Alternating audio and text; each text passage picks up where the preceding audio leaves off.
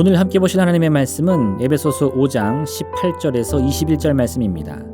말씀을 나누기 전 먼저 카리스를 준비해 주시기 바랍니다.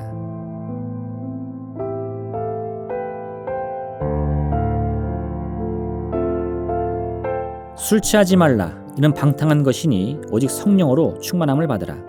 시와 찬송과 신령한 노래들로 서로 화답하며 너희의 마음으로 주께 노래하며 찬송하며 범사에 우리 주 예수 그리스도의 이름으로 항상 아버지 하나님께 감사하며 그리스도를 경외함으로 피차 복종하라. 아멘.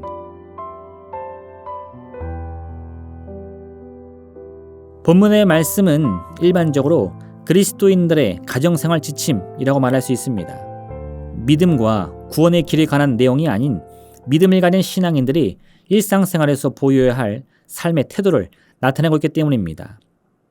오늘 본문에서 바울이 강조하는 것은 두 가지입니다. 첫 번째는 술 취함과 같은 방탕함을 버려야 한다는 것이고, 두 번째는 범사에도 늘 하나님께 감사해야 한다는 것입니다. 방탕한 삶의 태도와 하나님께 감사의 마음을 품는 태도는 사실 서로 연관이 있습니다. 사람들이 술을 의지하여 마음의 고난을 잊으려고 하는 이유는 자신의 삶의 근원이 무엇이며 지금 자신이 가야 할 삶의 목적이 무엇인지를 잊어버렸기 때문입니다. 이때 자신의 인생이 하나님께로부터 시작되었으며 하나님께서 우리를 위해 준비해 놓으신 참된 기쁨과 행복을 향해 나아가야함을 깨닫게 된다면 이제 그 사람은 방탕함을 버리고 참된 진리 안에서 이전까지 누리지 못한 자유함을 누리게 될 수 있는 것입니다. 따라서 하나님을 향한 진정한 기쁨과 감사의 마음을 발견한 사람은 결코 자신의 인생을 방탕함에 내어주지 않습니다. 히포의 아우구스티누스는 기독교 역사상 가장 유명한 신학자 중 한 명입니다.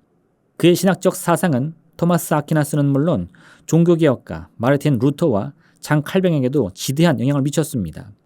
그런데 젊은 시절의 아우구스티누스는 신앙인의 삶이 아닌 방탕한 탕자의 삶을 살고 있었습니다.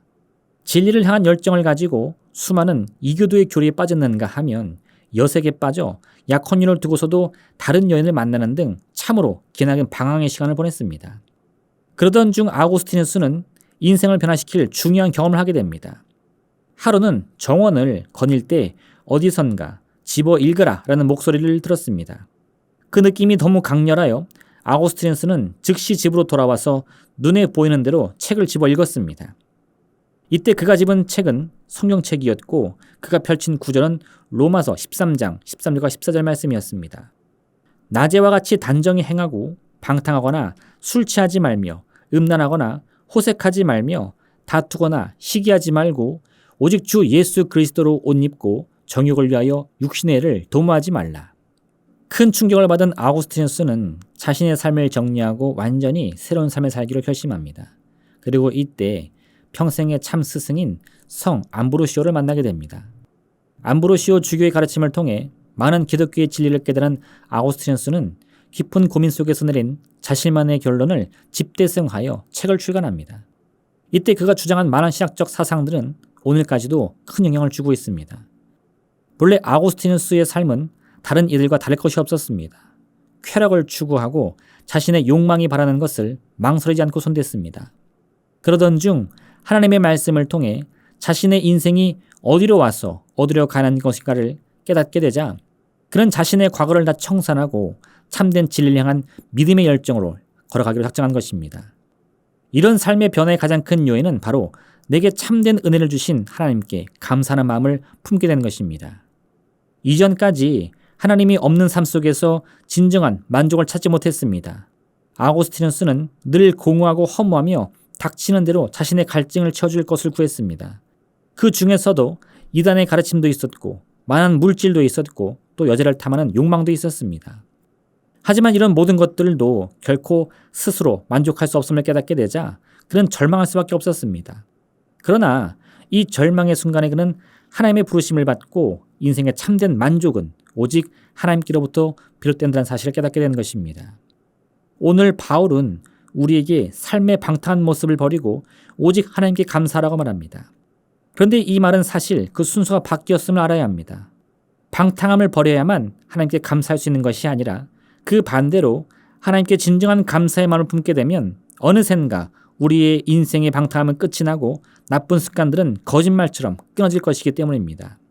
주 여호와의 말씀이니라. 보라, 날이 이를지라 내가 기근을 땅에 보내리니 양식이 없어 주림이 아니며 물이 없어 가람이 아니요 여호와의 말씀을 듣지 못한 기갈이라.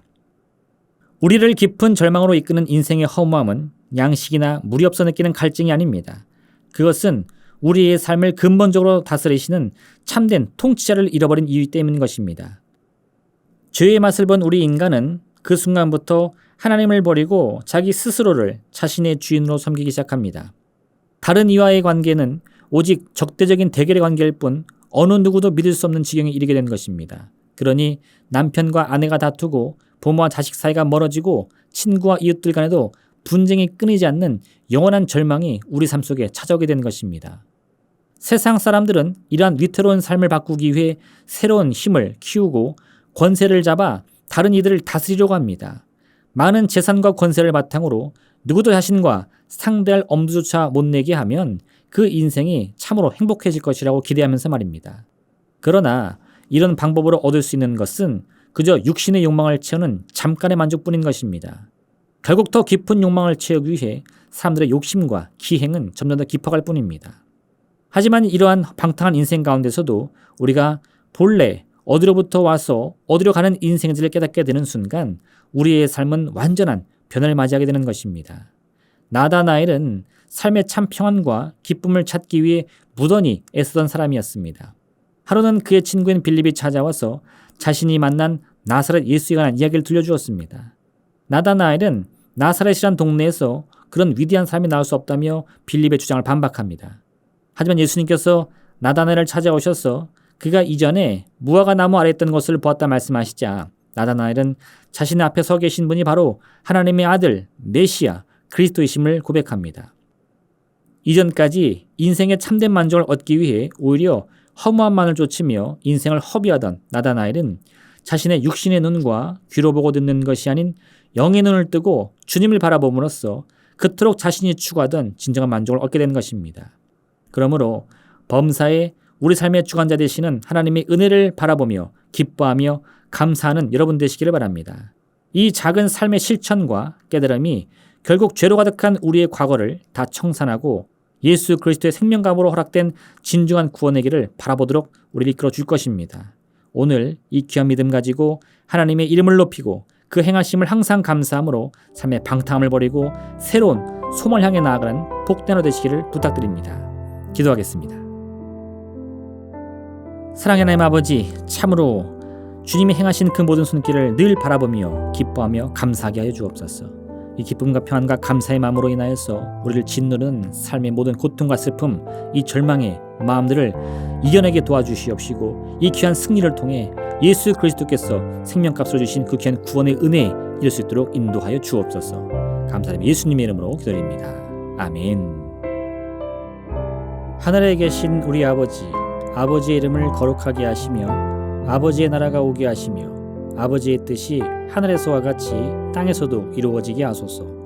오늘 우리에게 일용할 양식을 주시고 우리가 우리에게 잘못한 사람을 용서하여 준 것 같이 우리 죄를 용서하여 주시고 우리를 시험에 빠지지 않게 하시고 악에서 구하소서. 나라와 권능과 영광이 영원히 아버지의 것입니다. 아멘.